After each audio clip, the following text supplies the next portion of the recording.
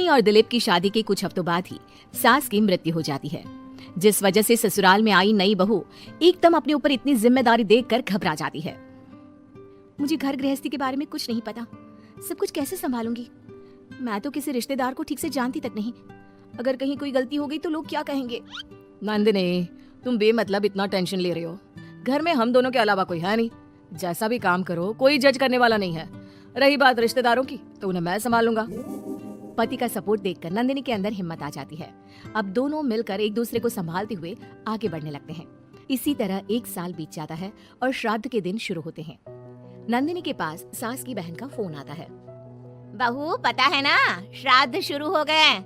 जी मौसी जी, मुझे पता है। तो फिर सास का पहला श्राद्ध कब करोगे? पंडित जी से बात की? कोई तैयारी की? मौसी जी, मैं कल ना पंडित जी के पास चली जाऊंगी। ठीक है, बात करके सब अच्छे से तैयारी करना। हाँ, किसी भी रीति रिवाज में कमी नहीं रहनी चाहिए। नंदिनी मौसी सास की बात पर तो हाँ बोलकर फोन काट देती है, लेकिन फिर रीति रिवाज और श्राद्ध के बारे में कुछ पता ना होने की वजह से दोबारा टेंशन में आ जाती है। शाम को दिलीप के घर वापस आते ही उस पर अपने सवालों की बारिश शुरू कर देती है। आज मौसी जी ने फोन करके मम्मी के श्राद्ध के बारे में बोला। हाँ, मुझे याद है। तुम पंडित जी से बात कराओ, बाकी फिर वैसे ही तैयारी कर लेंगे। वो तो मुझे पता है, लेकिन मौसी जी ने साथ में रीति रिवाज के बारे में भी बोला, और इस घर के किसी भी रिवाज के बारे में मुझे कुछ भी नहीं पता। देखो, इतना सोचने की जगह जैसा पंडित जी बोले वैसा कर लो, सब सही होगा।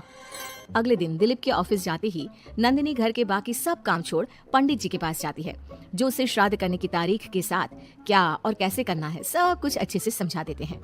घर वापस आते ही नंदिनी मौसी सास को फोन करती है। मौसी जी, 2 दिन बाद मम्मी का श्राद्ध रखा है। ठीक है, आ जाऊंगी। और पहला श्राद्ध है, इसलिए पूरे परिवार को बता देना। सब साथ में पूजा करेंगे तो दीदी को अच्छा लगेगा।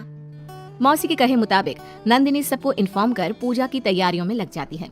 2 दिन बाद पूरा परिवार उनके घर इकट्ठा होता है और देखते ही देखते सबके बीच गृह युद्ध शुरू हो जाता है, जिससे नंदिनी और दिलीप की परेशानी कम होने की जगह बढ़ जाती है। तुमने तो बोला था कि परिवार इकट्ठा होगा, सबके साथ काम कैसे निपट जाएगा पता भी नहीं चलेगा। यहाँ तो मुझे ऐसा कुछ होता नहीं दिख रहा। हाँ, क्योंकि हमें ज्यादा कुछ पता नहीं और परिवार तो यहाँ आ चुका है, इसलिए जो भी है अब इनके वापस जाने तक तो हमें सहना ही पड़ेगा। रही बात काम की तो मैं हूँ ना। तुम ना बस परिवार संभाल लो, काम मैं देख लेती हूँ। दिलीप परिवार वालों की गुत्थम गुत्थी और मामला संभालते हुए सबको शांत करता है, जिसके बाद सब पूजा करने बैठते हैं। बोलो भला, श्राद्ध वाले दिन इंसान की पसंद का खाना बनता है और भाभी को खीर जान से ज्यादा पसंद थी, पर बहू तुमने तो वो बनाई ही नहीं। वो एक्चुअली मुझे खीर बनानी नहीं आती, कुछ खराब हो जाता तो बहुत नुकसान होता, इसलिए नहीं बनाई, लेकिन बाजार से मंगवाई है, कुछ देर में आ जाएगी। ऐसी तो आजकल की लड़कियां हैं जिन्हें सास की खुशी से ज्यादा नुकसान की चिंता है, जो खीर तक बाजार से मंगवाती है। मौसी जी, मम्मी की खुशी को याद रखते हुए नंदिनी ने खीर का ऑर्डर उनकी पसंदीदा मिठाई की दुकान पर दिया है। अरे बनाएगी नहीं तो सीखेगी कैसे? माफ करना मौसी जी, लेकिन आज पूरे परिवार का खाना बना है और ऐसे में प्रैक्टिस के चलते मैं इतने सारे लोगों के लिए खीर बनाती और अगर जरा भी गड़बड़ हो जाती तो बहुत खाने का नुकसान होता ना, जो अच्छा नहीं होता। नंदिनी की बात को इग्नोर करते हुए मौसी चुप हो जाती है, जिसके बाद सब पूजा करते हैं और कुछ देर बाद खाना खाने बैठते हैं, लेकिन उन्हें वहाँ भी शांति नहीं रहती। वो कभी खाने में कमी निकालना तो कभी किसी चीज की फरमाइश करना शुरू कर देते हैं।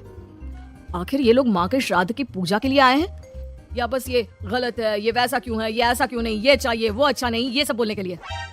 मुझे तो समझ में नहीं आ रहा, यहाँ श्राद्ध की पूजा हो रही है या इनकी पार्टी?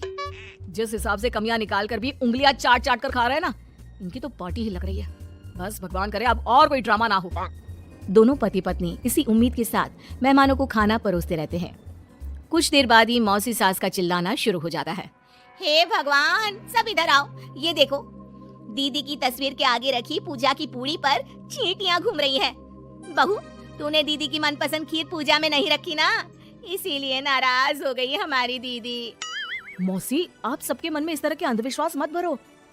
अरे उन्होंने कुछ गलत नहीं बोला, पहले तेरी पत्नी ने घर आते ही हमारी भाभी को ऊपर पहुंचा दिया और अब उनकी आत्मा को भी शांति से नहीं रहने दे रही। इसी के साथ एक एक कर घर में सब अपनी राय देने लगते हैं, जो कुछ ही देर में एक बड़े मुद्दे का रूप ले लेता है, जिसमें सबकी बात और इल्जाम घूम फिर कर नंदिनी या दिलीप पर ही आते हैं। बस करो, आखिर आप लोग हमसे चाहते क्या हो? खुद तो एक दिन भी लड़ाई किए या किसी पर इल्जाम लगाए बिना रह नहीं सकते, तो फिर किस हक से दूसरों को बुरा बोल रहे हो? वो बेचारी जिस दिन से इस घर में आई है सबको खुश करने की कोशिश करती रहती है, लेकिन आप सब उसे टारगेट करने के अलावा कुछ नहीं करते। मौसी जी, आप इतने विश्वास के साथ कैसे कह सकती हैं कि मम्मी नंदिनी से ही गुस्सा है, क्योंकि अभी आप लोगों की हरकतें भी कोई प्यार करने के लायक नहीं है। दिलीप को पहली बार इतने गुस्से में और चिल्लाते देख मौसी के साथ पूरा परिवार चुप हो जाता है। आप लोगों को मुझे जो बोलना है बोलिए, फर्क नहीं पड़ता, लेकिन प्लीज मम्मी के लिए मेरे या दिलीप के प्यार पर उंगली मत उठाइए। माफ करना पर यकीन नहीं होता, एक ही परिवार में लोगों के बीच इतनी कड़वाहट कैसे हो सकती है। सब एक दूसरे को नीचा दिखाने का मौका ढूंढते रहते हैं, सबको दूसरों में कमियां निकालनी है। क्यों? रही बात चींटियों की, तो बस वो तो पूड़ी पर रखी चीनी ले जा रही हैं। आखिर उन्हें भी तो अपने खाने का इंतजाम करना है। नंदिनी और दिलीप की बातें सुन परिवार में सन्नाटा छा जाता है। सबको अपनी गलती का एहसास होता है, लेकिन गलती ना मानने का गुरूर उन्हें आगे कुछ भी बोलने से रोकता है, जिसके चलते धीरे धीरे सब चुपचाप उठकर अपने घर जाने लगते हैं। अरे सारे कहाँ उठकर चल दिए? बेशर्मो, अभी तुम्हारे अंदर इतनी शर्म नहीं आई कि एक सॉरी बोल दो? हमने बहू को न जाने कितना परेशान किया, फिर भी उसने पलटकर किसी को कुछ नहीं बोला।